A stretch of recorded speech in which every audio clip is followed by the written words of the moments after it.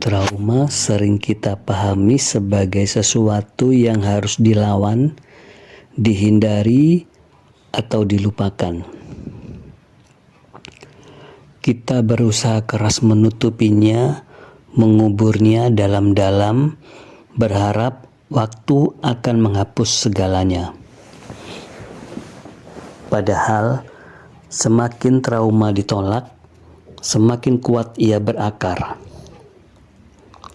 Ia muncul dalam bentuk emosi yang meledak, ketakutan yang tidak jelas asalnya, atau luka yang terus terulang dalam pola hidup yang sama. Trauma tidak pergi karena dilawan, tetapi karena diterima. Menerima trauma bukan berarti membenarkan apa yang terjadi. Bukan pula menyerah pada rasa sakit. Menerima adalah keberanian untuk mengakui bahwa luka itu nyata, bahwa peristiwa itu memang menyakitkan, dan bahwa diri kita pernah terluka karenanya. Banyak orang terjebak dalam penyangkalan karena mengira penerimaan adalah kelemahan. Padahal justru sebaliknya, penerimaan adalah langkah paling jujur dan paling kuat dalam proses pemulihan. Trauma bertahan karena kita terus memusuhinya. Kita marah pada masa lalu, membenci diri sendiri karena merasa lemah, atau menyalahkan hidup karena tidak adil.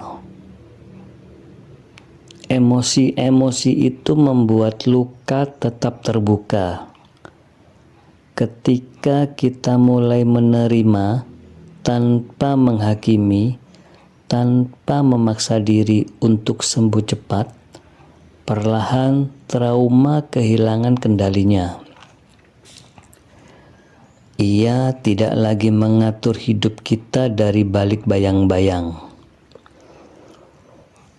Menerima trauma berarti memberi ruang pada rasa sakit untuk diakui, bukan ditekan. Menangis ketika perlu, merasa marah tanpa merasa bersalah, dan lelah tanpa harus selalu terlihat kuat. Dalam penerimaan, kita berhenti bertanya, "Kenapa ini terjadi padaku?" Dan mulai bertanya, "Apa yang bisa ku pelajari untuk melindungi diriku ke depan?" Disitulah perubahan dimulai. Memutus trauma juga berarti berdamai dengan fakta bahwa kita tidak bisa mengubah masa lalu. Yang bisa kita ubah adalah cara kita memaknainya. Luka yang diterima dengan sadar bisa berubah menjadi sumber empati, kebijaksanaan, dan batas yang sehat. Bukan untuk menjadikan trauma sebagai identitas, tetapi sebagai bagian dari perjalanan hidup yang tidak lagi menahan langkah. Pada akhirnya, menerima trauma adalah bentuk kasih pada diri sendiri. Kasih yang tidak menuntut kesempurnaan, tidak memaksa pulih dalam satu waktu, dan tidak membenci diri karena pernah terluka.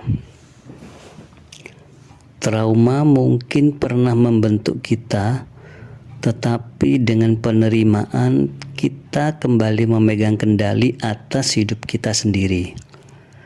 Karena luka yang diterima akan sembuh.